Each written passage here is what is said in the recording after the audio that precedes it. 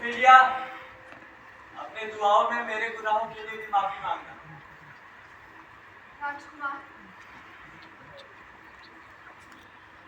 कितने दिन बाद आपसे मुलाकात हुई। कैसे हैं आप? ओफिलिया, अच्छा हूँ, बहुत अच्छा हूँ।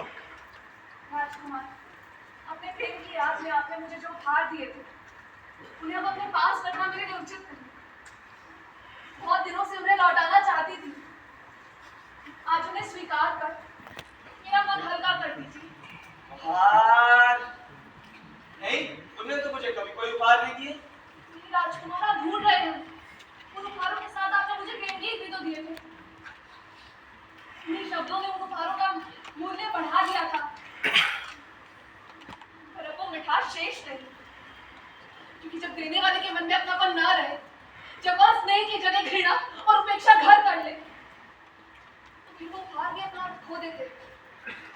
तो फिर आप ही बताइए, ऐसी निशानियों को अपने पास मैं कैसे रख सकती हूँ? क्या तुम्हारा ईमान इतना सच्चा है ओफिलिया? क्या? क्या तुम इतनी सुंदर भी हो? इससे आपका क्या मतलब है राजकुमार? शरीर की यदि तुम्हारा ईमान इतना सच्चा है और तुम्हारा रूप भी उतना ही सुंदर, तो तुम्हारे रूप को कभी तुम्हारे ईमान पर हावी नहीं होना चाहिए। राजकुमार, क्या सौंदर्य कभी सत्य को छोड़कर और किसी से अपना संबंध रख सकता है? क्यों नहीं? क्या तुम नहीं जानती हो विद्या कि कितना भी सच्चा व्यक्ति क्यों न हो, सौंदर्य की इस विषैले धुएं से काला हुए बिना नहीं रह सकता।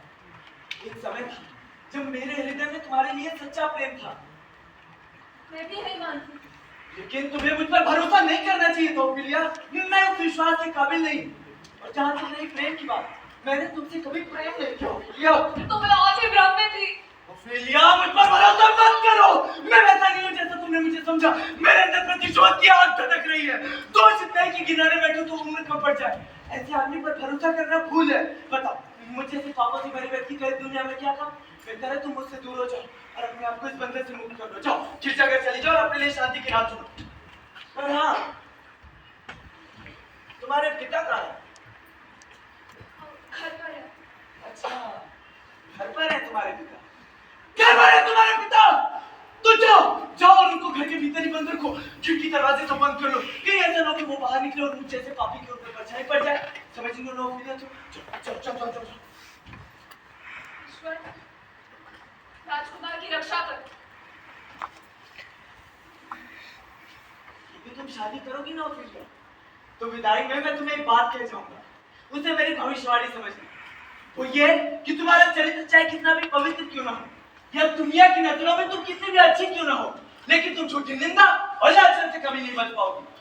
और यदि तुम गिरजाघर नहीं जा सकती तो किसी मूर्ख के साथ शादी कर लो। क्योंकि बुद्धिमान व्यक्ति तो जानता है कि तुम जैसी स्त्रियां कैसे उसके साथ विश्वासघात करके उसे बच्चों बना देती है। ईश्वर, क्या तू राजकुमार को फिर से पहले जैसा नहीं बना सकता? विद्या, बाद में तुमने इतना सीधा दुख किया है ना, फिर इस पर दूसरा रंग चढ़ाकर लोगों के साथ विश्वासघात क्यों करती हो? जब तुम चलती हो, देखती हो, बोलती हो, तो ऐसा लगता है अभिमान लाद लिया अपने सर पर। आखिर क्या? तुम्हारे इस बनावटीपन ने मुझे पूरी तरीके से पागल कर दिया विलिया, पागल कर दिया है। माँ बनने के पाप से बचो और गिरजाघर चली जाओ। अब नहीं होगी हमारी कोई भी शादी।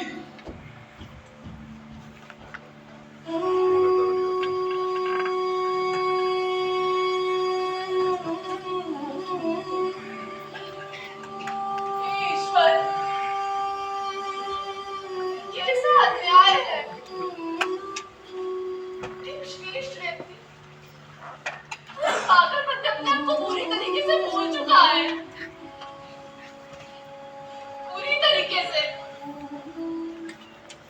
मेरा जीवन सबसे अधिक दुखी और दयनीय महसूस करता है। मेरी आंखों के सामने वो राजकुमार आता है जब मैंने उनको उनके सबसे श्रेष्ठ रूप में देखा था। कैसे सहूं मैं? कैसे?